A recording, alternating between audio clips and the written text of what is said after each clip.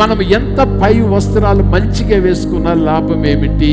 చేతులు, ఈ కనులు, ఈ చెవులు, ఈ పెదవులు, వీటికి మనం ఎన్ని మార్పులు చేసినా, కళ్ళకి ఐబ్రో చేయండి, పెదాలకి లిప్స్టిక్ పెట్టండి, చెవులకి అందమని పెట్టండి, బట్ నీ హృదయం మురికైపోయినప్పుడు ఈ లిప్స్టిక్ వల్ల అందం ఏమి ఉండదు, లేక ఈ ఐబ్రోస్ వల్ల అందం ఏమి ఉండదు.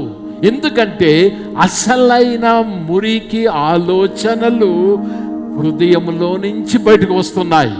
ఎందుకంటే ఈ హృదయము అన్నిటికన్నా ఘోరమైనది, అతి ఘోరమైనది.